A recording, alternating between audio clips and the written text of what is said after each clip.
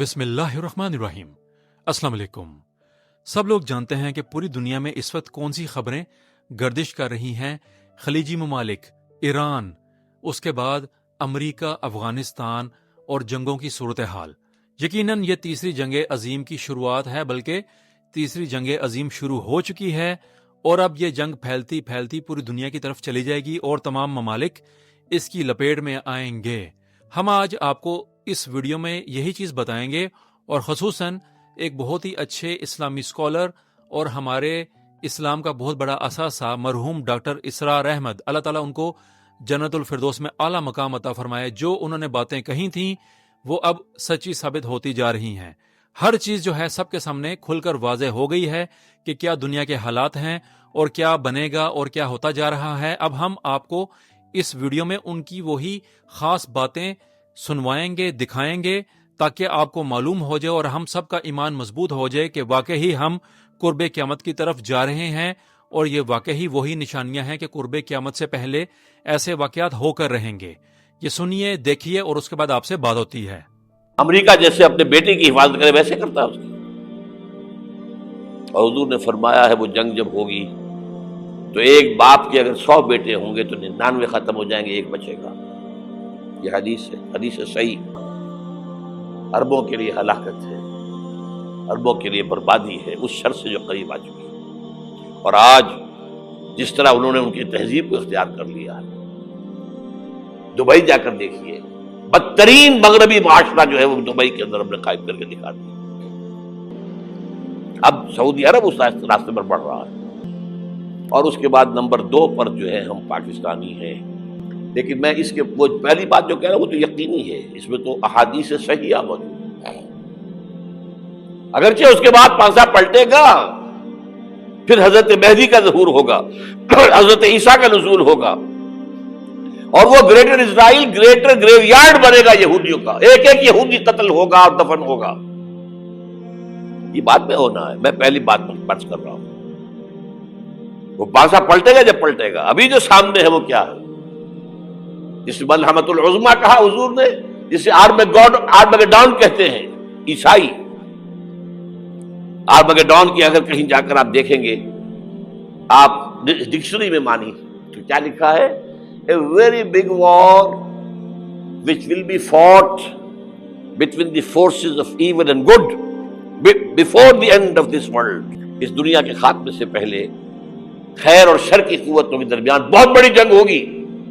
ارمجدون اسے کہتے ہیں عربی میں، اور ارمگیڈون اسے کہتے ہیں انگریزی کے اندر، اور یہ بائبل کی آخری کتاب کے اندر ہے، جو اس میں کہ مکاشفات یوحنا، ریولیشنز آف سینٹ جان۔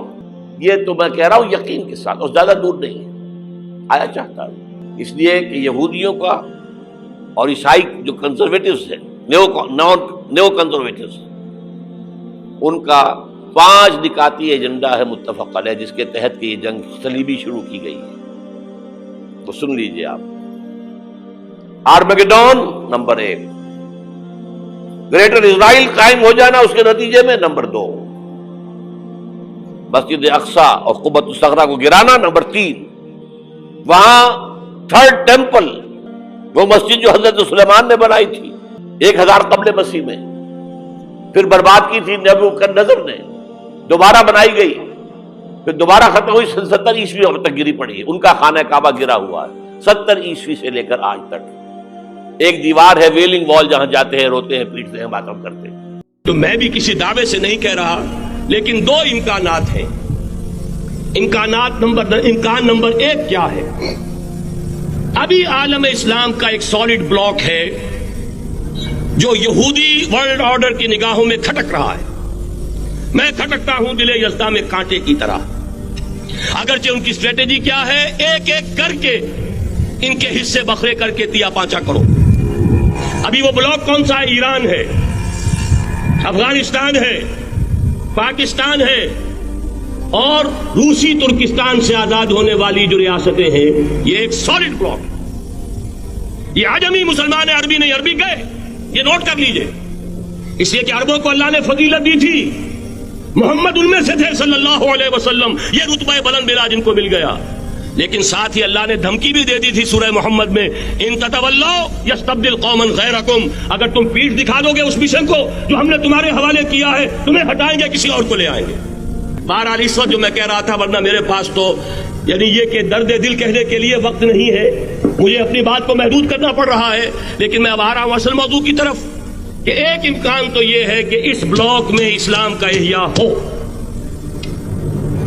اور اس کے لیے کچھ نویدیں بھی موجود ہیں احادیث نبویہ میں۔ وہ تو آپ نے سنا ہوگا اقبال کا شعر، میرے عرب کو آئی ٹھنڈی ہوا جہاں سے، میرا وطن وہی ہے، میرا وطن وہی ہے۔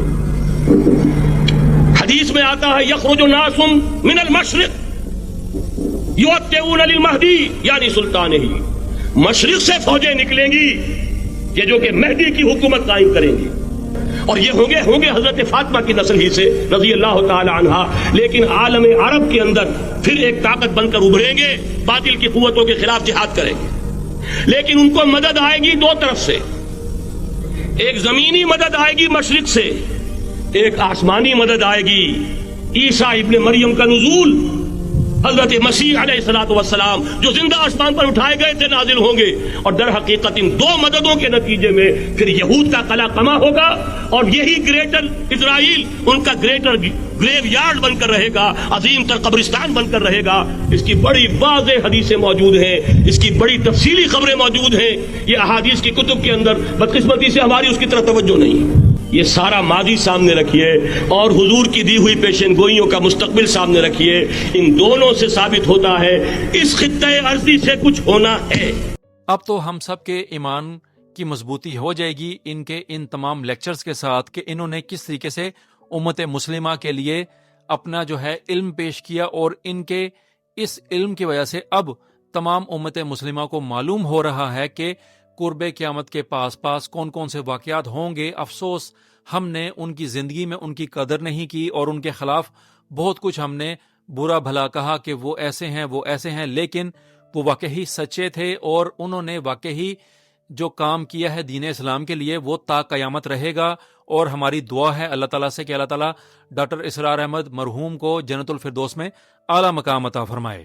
مزید خبریں شامل کریں گے آپ کے لیے، یہ ہیں وہ واقعات اور حالات کہ جس کی بنیاد پر ہم یہ نتیجہ اخذ کر سکتے ہیں کہ واقعی قرب قیامت سے پہلے ایسا ہوگا، اور یہ تمام واقعات اسی چیز کی طرف جا رہے ہیں۔ بس ہمیں اپنا ایمان مضبوط کرنا ہے اور دین اسلام پر پختہ گرفت رکھنی ہے، اپنے ایمان کی مضبوطی کے لیے اللہ تعالیٰ کے حضور گڑ گڑا کر دعا کرنی ہے، استغفار کرنی ہے کہ اے ہمارے رب، کہ ہمارا جو ہے خاتمہ بالایمان ہو، اور آخری سانس جب ہو تو کلمہ پاک ہماری زبان پر ہو، آمین۔ امید ہے کہ یہ ہماری آج کی خبریں آپ کو پسند آئیں گی، کہ یہ ہیں وہ حالات جس کی وجہ سے دنیا میں کیا کچھ ہو رہا ہے۔ اپنا اور سب کا خیال رکھیے گا، اللہ تعالیٰ سب کو اپنے حفظ و امان میں رکھے۔ السلام علیکم۔